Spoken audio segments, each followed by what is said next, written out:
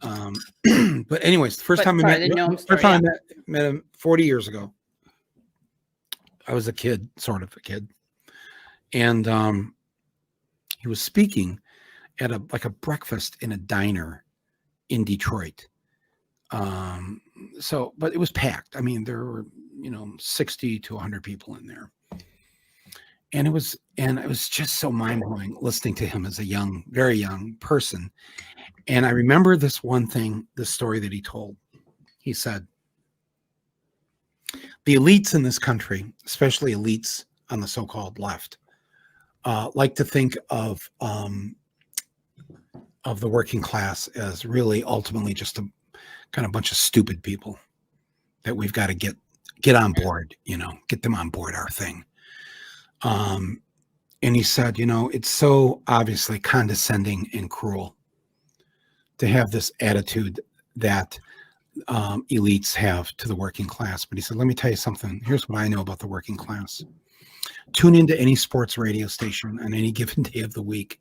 And he's really talking about mostly men, but not all men. But tune into sports radio and listen to the working class call in to these shows. Their memory, the way that they can quote statistics from the World Series of 1995, from this Super Bowl, or not forget about Super Bowl, just a crazy game between Cincinnati and Denver.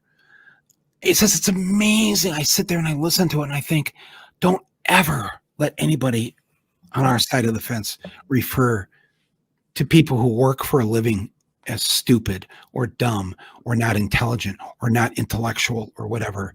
They are some of the smartest people we have. And if we ever really decided we wanted to truly organize and change things in this country, if the left would get off its ass and behave the way it should toward and with working people, we'd be so much farther down the road. That's 1980. I remember listening to him say that. And I, as a working class person, the son of an auto worker, assembly line worker, my mom was a secretary, a clerk, no college education in either of my parents. My mom actually went to a couple years of I don't know what it was called then, not community college, but some version of that in Flint. But all I have is a high school degree. And that's all I had when I met Noam Chomsky. It's all I have today.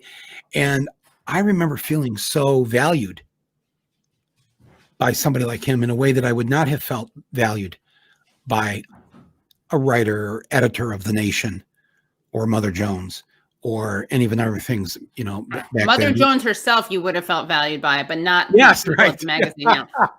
Exactly. Right. So I have had a hard time getting along with the elites that say that they are on the left, right, and are really kind of anything but that. So I owe that to him, and I owe a lot of inspiration that I've had in my life to Noam Chomsky.